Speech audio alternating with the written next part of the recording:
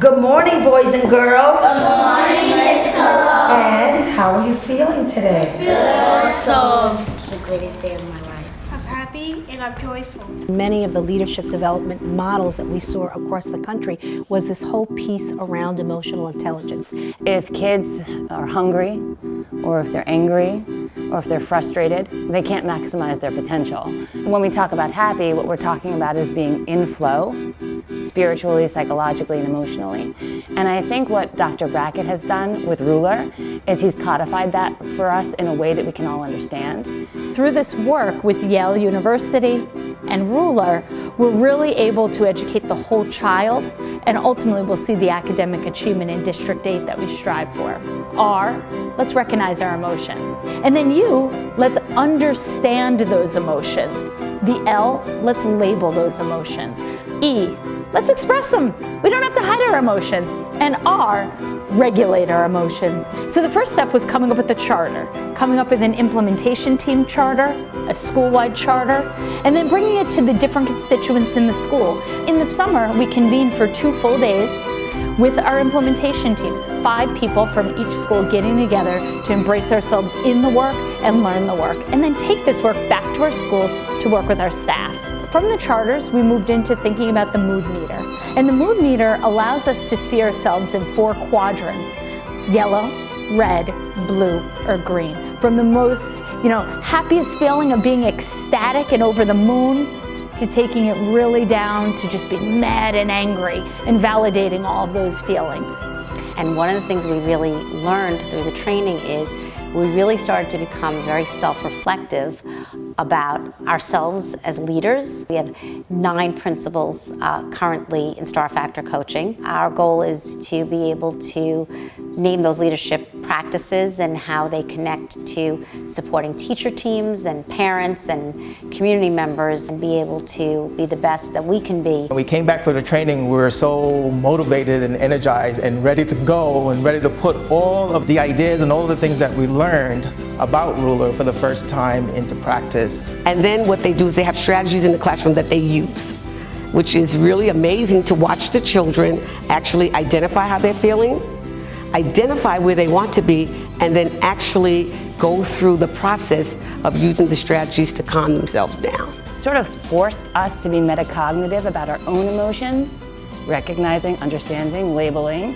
expressing and regulating our own emotions. Knowing each other's emotions, using a common language based on the mood meter, so if someone says they're in the red, we understand where they might be and where we might have to go as adults. And also when people are either in the yellow or the blue, or the green, we make sure that we check in with our emotions. We also incorporated a journal, where the staff can now write their emotions at any given time. At some of the meetings, the staff can also share their journal entries if they do wish to. This is a gift that we were given through the Department of Education and Yale and Dr. Mark Brackett to bring this work to us and to get us to really think about things, not just from the brain, but from the heart, and really think about educating the whole person. So what can we do? As colleagues, how can we support one another so that we are all feeling these emotions regularly? Ultimately, we are achieving our goals and ensuring that our students are provided, with the best learning opportunities. And it's really making it more effective for us to get some of the things we want to implement across to our staff, because we really are using people's feelings as a key point for us to be successful as a school. Think about my best self, and I love that term, best self. And then I'm ready to deal with the situation using the strategies that were promoted by Ruler.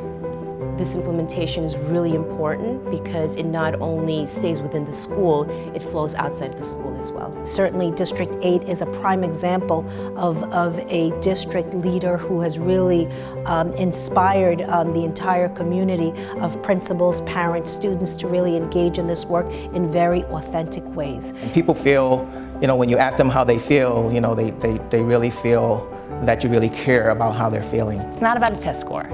It's about creating and developing people who are going to be global citizens, who know how to self-regulate, who are kind, compassionate human beings who love themselves and love others. We can talk about test scores all day long, and they're great, and of course we need them, but ultimately it's bigger than that. This is so much bigger than test scores. This is about the moral imperative to create people who give back to the world. So I think the exciting part of the work in District 8 has been that we've had a very strategic implementation plan, and I think taking Dr. Brackett's lead and Janet Patty's lead and Robin's lead in starting with the adults, I think what's been really successful for us is steeping this work and really building the work around our school leaders, especially in that lab site work, so that the lab sites that we chose have really strong leaders at the helm.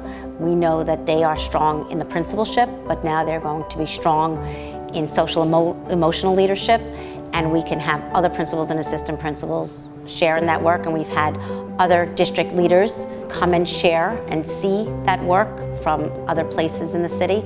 So I believe that as we continue this work, we now need to move this to our parents. Our motto is making 8 great, and our hope is that our students and our parents and our community will be academically and socially and emotionally fit and advanced for the future.